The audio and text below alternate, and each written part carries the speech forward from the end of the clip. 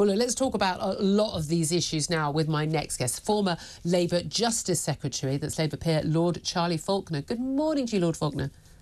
Good morning, Julia. Thank you so much for joining us. I don't even know where to start here, but let's start with Daniel Khalife's escape and capture. Lots of relief after 75 hours on the run that he was actually grabbed effectively on a towpath by a canal in North London by a police officer waiting in the waiting for him. He's now back behind bars. He's going to appear in court today with facing the charges of basically absconding from prison. Big question mark still about how he was able to escape, whether he had help, inside help. 2 prison officers have been suspended, but also how he was able to evade capture for so long, and why on earth in the first place he, along with it appears 40 other prisoners, inappropriately, why he was in a Category B prison rather than Category A, given that he was actually on remand for terror charges. What do you make of the whole story? What do you think the lessons that need to be learned? Well, first of all, we need to find out what happened.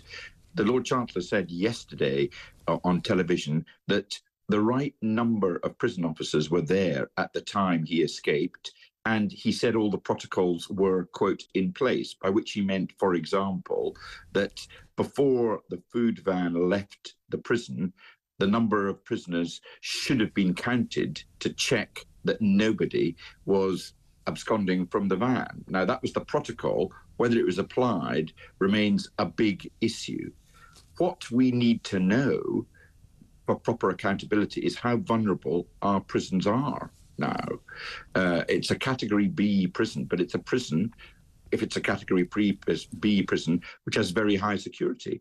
It is a prison which the authorities thought a terror suspect who was awaiting trial could be safely housed in. You said earlier on that from time to time prisons abscond. They do. Quite rarely, though it does happen, from high security prisons.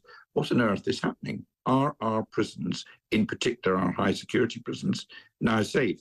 So I think it's really important that Ants Chalk produces a convincing independent person to investigate it, and that independent person reports as quickly as possible. There may be inhibitions. And it doesn't need to be years or months. We do need to know very quickly. But this is the big concern. We know there's a massive shortage of prison officers. We know that a lot of them who are working in prisons are now very inexperienced. But if there are very simple protocols, like you have to count the number of prisoners there are, in before and after, delivery vans appear, that seems to me to be basic. You've either counted them or you haven't. Yeah, I mean, on the number of prison officers, yes, there is a shortage. Yes, there are many that are very inexperienced because there was a great reduction. But what is being said here is it wasn't the problem about numbers. If it wasn't the problem about numbers and it wasn't a problem about the rules, then to what extent can we rely in those circumstances on the prisoners being properly guarded? I just don't know. That's why one needs a report very quickly. There will be inhibitions if there are prosecutions coming of other people or investigations going on of other people, which there's constant reference in the media to the fact it might have had assistance from various places. But I don't think we can wait too long for there to be a public statement about how this happened and what needs to be done. It may be said, and one's got to be careful not to, because this is a really serious matter, not to be too political about this, but if the schools are crumbling and the hospitals have got long waiting lists, and it's the longest waiting list to deal with applicants for asylum, which are the consequence of reducing expenditure on public service, it would be very odd if prisons escaped the consequences of a significant reduction in expenditure on them. And we know that the whole justice system is creaking as a result of this. And again, these things, justice systems cost money, prisons cost money. I remember saying to David Cameron way back when, and in a previous life, saying to him, if you haven't got enough money for prisons, I said, you can put my taxes up to put more prisoners, put more criminals away. I'm perfectly happy with that. I think the vast majority of British people would be perfectly happy with that. You want to say this surcharge on your tax is going on to build new prisons, to put people away who commit crimes or are a threat to us. I think most people go, fair enough. Well, I think what people really expect is if you're creating laws and having a rhetoric which says put more and more people in prison, by all means have that. It might well reflect what the public think, but build the prison places to do it, if that's what you're going to do. And we've had a lot of extra laws. We've then had long delays before a prison place can be granted, a prison place can be built. For example, because of planning commission delays. Be serious about coordinating the whole system. Politicians have got to do more than talk. Yeah, I couldn't agree with you more on all of that, and I don't even think that's a party political matter. This just simply comes down to the actual facts of the matter. Again, we're not talking about imprisoning people, imprisoning criminals. The problem in this country, we don't imprison enough criminals. That's why they're out on our streets. You know, basically, we decriminalise an awful lot of crimes now because they know they're not going to face going behind bars. Let's talk about one crime. Julia, we are talking about imprisoning people who aren't criminals as well. The Illegal Migration Act involves giving the Home Secretary power to imprison illegal migrants. Well, that is a crime, though. Coming into the country illegally is a crime. No, it's not, and they've made it a crime, haven't they? Isn't that the whole point? They're not being imprisoned for being criminals. They're being imprisoned because we may be about to deport them. When in fact, as everybody, otherwise they'd abscond. Oh, well, I've got no issue with that. Sorry, if you come to this country illegally, you're going to be. I've not got an issue with that. Sorry.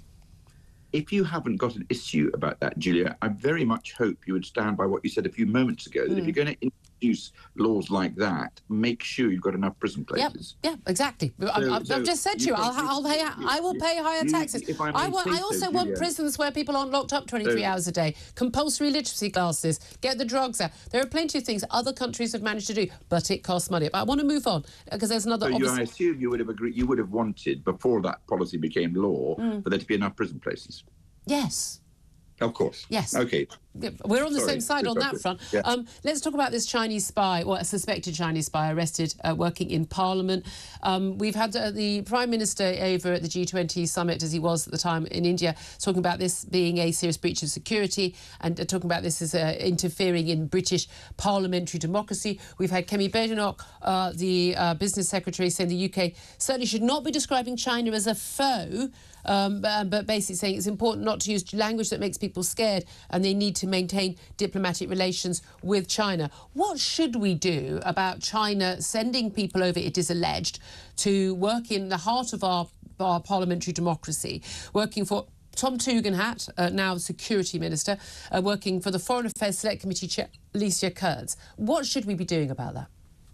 Well, there has to be a big policy choice, I think, between, on the one hand, deciding whether or not the way that they behave from time to time, for example, sending, on the face of it, people to try to subvert the democratic process. I'm not clear from the press reports what the two people who've been arrested are alleged to have done. Is it alleged that they provided public information or private information to the Chinese, or is it alleged that they were trying to interfere with conclusions that the British parliamentarians for whom they were working, or a wider group, were actually coming to about China?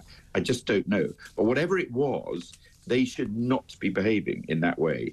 Does that mean we should stop trading and other diplomatic links with China? Well, you've been putting very well at the top end of the programme the choice between, on the one hand, breaking with a big trading nation upon whom much of our economy or some of our economy depends, and on the other, putting up with very, very bad behaviour like that. And I suspect we should not break with China.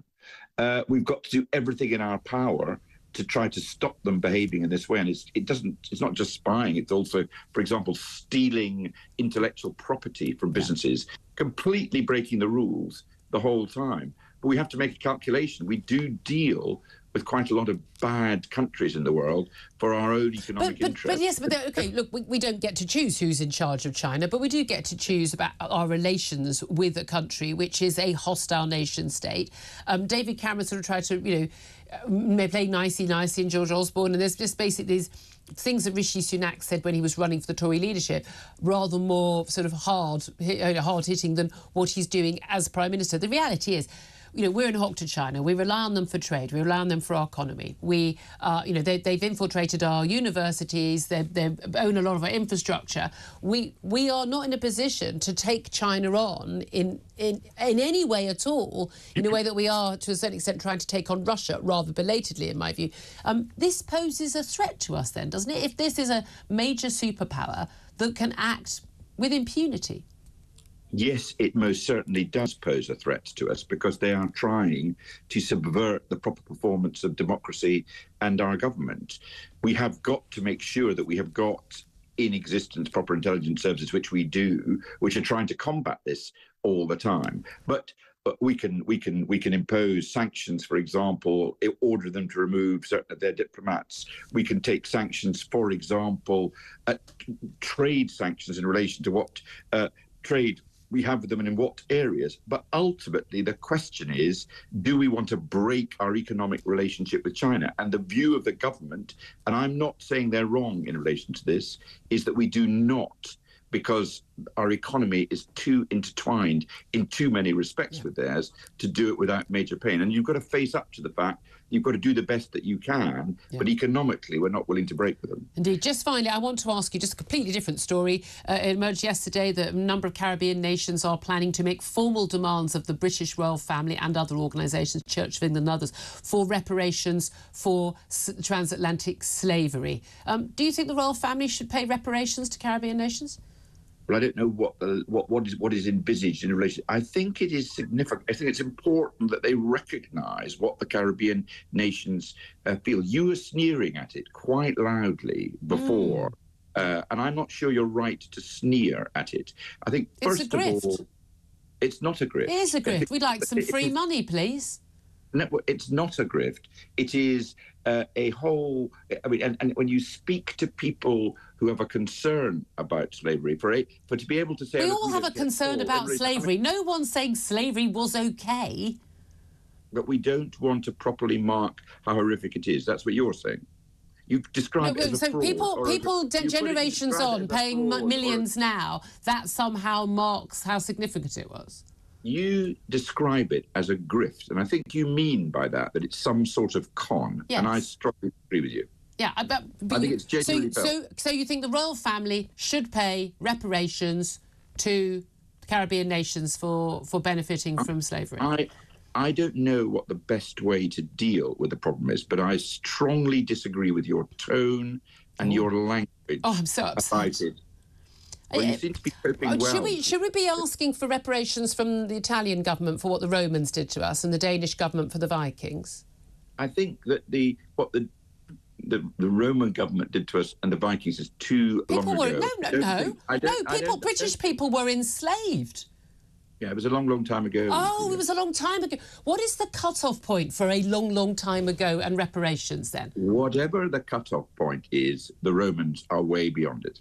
Okay, so what cut-off point do you think it is an appropriate cut-off point? I don't think one needs to identify the precise time, but I can tell you. Do you think that the Julia, you're not letting me. Julia, you're getting too. You're interrupting. I'm sneering. Sorry. Yeah, carry on. You're sneering, and your tone is horrible.